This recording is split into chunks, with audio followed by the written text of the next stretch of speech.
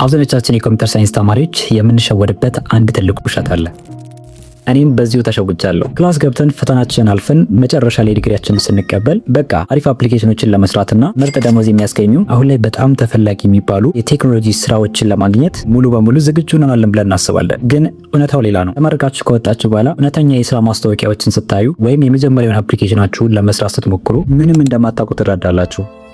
ሰላም እንዴት ናችሁ? ለማታውቁኝ ለቻናሉ አዲስ ሆናችሁ ሲሳይ ይባላለሁኝ። የአዳማ ሳይንስና ቴክኖሎጂ ዩኒቨርሲቲ የመጨረሻ ዓመት የኮምፒውተር ሳይንስ ኤንድ ኢንጂነሪንግ ተማሪ ነኝ። በግቢ ውስጥ እንደ ኮምፒውተር ሳይንስ ተማሪ በቆየሁባቸው ጊዜያት ውስጥ ያለፉትን ዓመታት ብዙ ሳስባቸው ነበር እና እውነቱን ልንገራችሁ ጊዜን ወደኋላ መመለስ ብቻልና አንደኛ ዓመት ላይ ራሴን አግኝቼ ላናግረው ብችል ግዴታ በዛ ሰዓት ላይ ማድረግ የነበሩብኝ በጣም ወሳኝ ነገሮች አሉ። ስለዚህ እናንተም የመጨረሻ ዓመት ላይ ደርሳችሁ ይሄንን ባደርገው ኖሮ ብላችሁ ከመጸጸታችሁ በፊት እኔ እንደ ኮምፒውተር ሳይንስ ተማሪ ቀድሜ ባውቃቸው ብዬ የማስባቸው ነገሮች በዚህ ቪዲዮ ሙሉ በሙሉ የምነግራችሁ ይሆናል።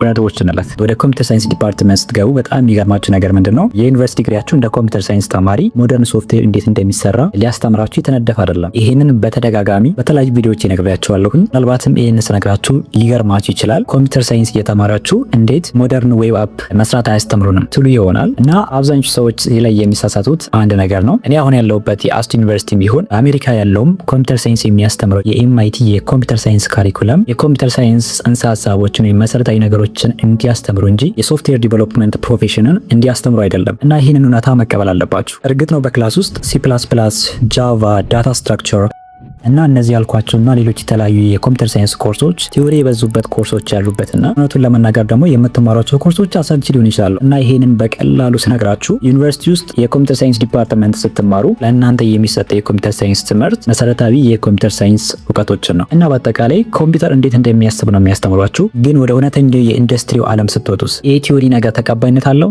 አይመስለኝም። በእውነታው ዓለም ላይ ያሉ ቀጣሪዎች መሰረታዊ የሚባሉ የኮምፒውተር ሳይንስ እውቀት አይፈልጉትም። እኔ አስታውሳለሁኝ የመጀመሪያ ኢንተርንሺፕ የሰርድ ይር ተማሪ ሆኜ ስፈልግ አብዛኛው ኢንዱስትሪው ላይ ያሉ ድርጅቶች እነሱ ሲጠይቁኝ የነበሩት መስፈርቶች አብዛኞቹ ክላስ ውስጥ ያልወሰድኳቸውን ኮርሶች ነበር እና ማወቅ ያለባችሁ ነገር በጣም ነገሮች በፍጥነት እየተቀየሩበት ባሉበት በዚህ ፈጣን በሆነ ዓለም ውስጥ ዩኒቨርሲቲው አዲስ የቴክኖሎጂ ኮርስ አዘጋጅቶ እስኪያጸድቅ ያ ቴክኖሎጂ ኢቭን ሰዎች ከተጠቀሙበት በኋላ ከገበያ ውጪ ሊሆን ይችላል እና መፍትሄው ምንድነው ካላችሁኝ ከካምፓስ ትምህርታችሁ ትይዩ የሆነ የራሳችሁን ኮርሶች መፍጠር አለባችሁ። ለዛም ነው በተከታታይ በዚህ ቻናል ላይ የተለያዩ ፍሪ ኮርሶችን እያቀረብኩላችሁ ያለሁት። የዩኒቨርሲቲ ትምህርታችሁን እንደ ቤዚክ ቲዮሪ ውሰዱት፣ ነገር ግን የተግባር ክህሎታችሁን የማዳበር ሙሉ ኃላፊነት የራሳችሁ ነው። 80% ጊዜያችሁን ከሴሚስተር ወደ ሴሚስተር ለማለፍ ተጠቀሙበት። የቀረውን 20% ጊዜያችሁን ዩቲዩብ ፍሪ ኮር ካምፕ ወይም ዩደሚ ላይ በመግባት አሁን ላይ በገበያው ላይ በጣም ተፈላጊ የሚባሉ ስኪሎችን ተማሩበት እና እመኑኝ በመምህሩ ኖት ብቻ ከተማመናችሁ ስትመረቁ ከገበያው በጣም ወደኋላ ትቀራላችሁ። እርግጥ ነው ራሳችሁን ማስተማር ስትጀምሩ ነገሮች እንደጠበቃችኋቸው አልጋ ባልጋ አይሆኑም። ለምሳሌ እንደ ኮምፒውተር ሳይንስ ተማሪ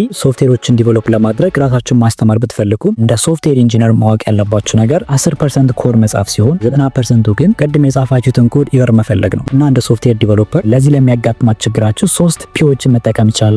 የመጀመሪያው ፒ ፕሮብሌም ሶልቪንግ ወይም ችግር መፍታት ነው። ሁለተኛው ፒ ሪሰርቫንስ ወይም አለመሰልቸት ነው። ሶስተኛው ፒ ፕራክቲስ ወይም ልምምድ ነው እና እነዚህን 3 መንገዶች በመጠቀም የራሳችሁን የምትማሩበትን ሲስተም ቢልድ በማድረግ የሶፍትዌር ኢንጂነሪንግ ጀርኒያችሁን በዚህ አይነት መንገድ ከግቢ ሳትወጡ ራሳችሁን ማሻሻል ትችላላችሁ ማለት ነው። ሌላው እንደ ኮምፒውተር ሳይንስ ተማሪ ቀድሜ ባውቃችሁ ከምላችሁ ነገሮች መካከል በአንደኛ ዓመትና በሁለተኛ ዓመት ተማሪ እያለሁ ራሴን የማሳመንበት አንድ የተሳሳተ እምነት ነበረኝ። እኔ ገና ነው የማውቀው ቤዚክ ፓይተን ብቻ ነው። ፕሮጀክት መስራት የሚጀምረው 3ኛ ዓመት ወይም 4ኛ ዓመት ስደርስና ሁለተኛ ፕሮግራመር ስሆን ነው ነበር። እንደዚህ አይነት አስተሳሰብ አሁን 1ኛ ዓመትና 2ኛ ዓመት ላይ ሆናችሁ በውስጣችሁ ካለ እኔ አሁን ላይ ሆኜ የተረዳሁት ነገር በጣም ትልቅ ወጥመድ እንደሆነ ነው። የተለያዩ ፕሮጀክቶችን ቢልድ ማድረግ መጀመር የማንም ፍቃድ አያስፈልጋችሁም። ከግቢ ተመረቃችሁ ከወጣችሁ በኋላ ስራ ለመቀጠር ስትሄዱ የትምህርት ማስረጃችሁን ይዛችሁ ዳታ ስትራክቸር ላይ A+ አምጥቻለሁ ማለት አሪፍ ነው። ነገር ግን ላፕቶፓችሁን ከፍታችሁ ይሄ እኔ የሰራሁት አፕሊኬሽን ነው፣ ይሄ የጊታብ ኮዴ ነው፣ ይሄ የእውነተኛ ዓለም ላይ የፈታሁት ፕሮብሌም በዚህ መንገድ ነው ስትሉ ማንም ወደ ጎን ሊያደርጋችሁ አይችልም።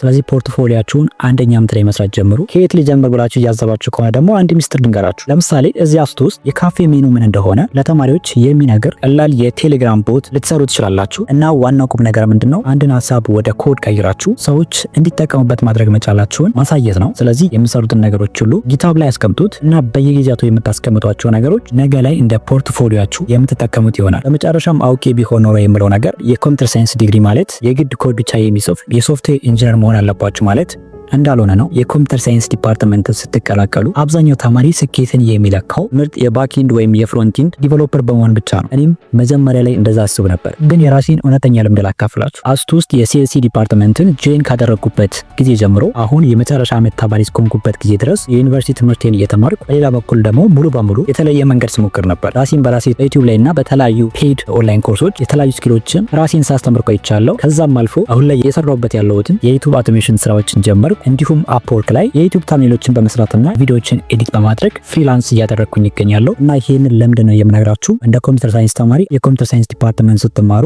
ያለው መንገድ አንድ ብቻ ሳይሆን የኮምፒውተር ሳይንስ ዲግሪያችሁ ወደ ቴክኖሎጂው ዓለም የሚያስገባችሁ የቪአይፒ ትኬት ነው። አንዴ ከገባችሁ በኋላ ግን በየትኛው መንገድ መጓዝ እንዳለባችሁ የምትመርጡት እናንተ ናችሁ። ዝም ብላችሁ የብዙሃኑን መንገድ ከመከተል ይልቅ የራሳችሁን ውስጣዊ ተነሳሽነት የሚሰጣችሁን ነገር ፈልጉ። እሺ አሁን የኮምፒውተር ሳይንስ ተማሪ ከሆናችሁ ወይም ቀደም ብላችሁ የተመረቃችሁ ብትሆኑ የእናንተን ሀሳብ መስማት ፈልጋለሁ። የኮምፒውተር ሳይንስ ዲግሪ መማር ከመጀመሪያ በፊት አውቄው ቢሆን ኖረ የምትሉትን አንድ ትልቅ ነገር ከታች ኮሜንት ላይ ጻፉልኝ። ከኛ በኋላ ለሚመጡት አዲስ ተማሪዎች ጥሩ መረጃ በኮሜንት ሴክሽን ስር ላይ መስጠት ትችላላችሁ። ይሄ ቪዲዮ ጠቃሚ ነው ካገኛችሁት ላይክ፣ እንዲሁም ደግሞ እንደዚህ አይነት ጠቃሚ መረጃዎች እንዲደርሷችሁና እንዳያመልጧችሁ ቻናሉን ሰብስክራይብ በማድረግ ቤተሰብ መሆን ትችላላችሁ። እስከ ቪዲዮ መጨረሻ ድረስ አብራችሁ ለመጣችሁን ከልብ አመሰግናለሁ። በቀጣይ አስተማሪና ጠቃሚ በሆኑ ቪዲዮዎች እስከምንገናኝ ድረስ ቻው ቻው።